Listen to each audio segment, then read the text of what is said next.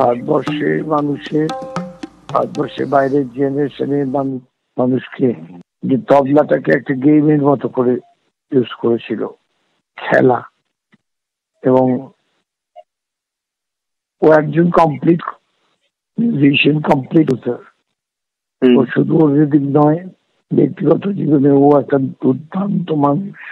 আমার সঙ্গে কাজ হয়েছে, সে কাজের স্মৃতি থেকে বলতে পারি,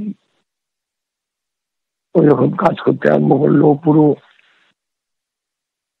ভারতবর্ষের সঙ্গীতকে পাল্টে দিয়েছিল।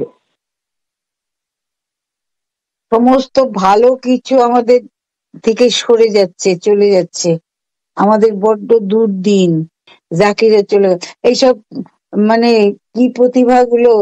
আর আমাদের দেশের আমাদের ভাগ্য ভালো যে এই প্রতিভাগুলো এখানে জন্মেছিলেন। এদের সঙ্গে আমার সম্পর্কটা বড্ড, শুধু যে গান বাজনা ওরিয়েন্টেড তা নয়। আমার দিদি বলতো, তো দিদির মতনই দেখতো, কি ভালোবাসতো আমায়। ওর বাবা যে আমাকে খুব ভালোবাসতেন। আজকের পরেও যেখানে যেখানে যা যা তবলার মূর্ছনা হবে, স্টেজে হোক, স্টুডিওতে হোক, বাড়িতে হোক, সঙ্গীতের ক্লাসে হোক, যেখানে যেখানে হবে, প্রত্যেকটা শব্দে, প্রত্যেকটা চাঁটিতে, প্রত্যেকটা বাজনে ওনার প্রেজেন্স থাকবে। এবং উনি যে কি, সেটা ওনার জীবদ্দশাতেও আমরা বুঝতে পেরেছি। উনি যখন শারীরিক ভাবে আমাদের মধ্যে আর থাকবেন না, তখনও বুঝতে পারবো আরো বেশি করে।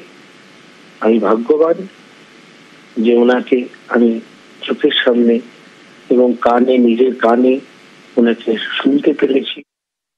এরকম মানুষ, এবং শুধু তবলা বলে নয়, পুরো রিদিম যন্ত্র, তবলা ছাড়াও সারা পৃথিবীর বহু রিদিম যন্ত্রের প্রতি তার যা দখল, তার যা আইডিয়া, ওয়ার্ল্ড মিউজিক যেটাকে ওয়ার্ল্ড পারকাশনস লেভেলে ওনার যা জ্ঞান এবং যা কাজ উনি করে গেছেন, ফিউশন মিউজিকে যে কাজ উনি করে গেছেন, যেটার আমার মনে হয় না আমি এত বড় বড় মানুষকে শুনেছি, কিন্তু উনি লতা মঙ্গেশকর যেমন একটাই, রবীন্দ্রনাথ যেমন একটাই, তেমনি একটাই উস্তাদ জাকির হোসেন।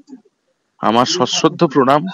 এবং এরম মানুষ আর হবে না। আমরা যা শুনে নিয়েছি ওনার কাছে, সেগুলো ভাঙিয়েই তার থেকেই আমাদের শিক্ষা সারা জীবন চলবে। তাই উস্তাদ জাকির হোসেনের কোনো রিপ্লেসমেন্ট হয় না, কোনোদিনও হবে না।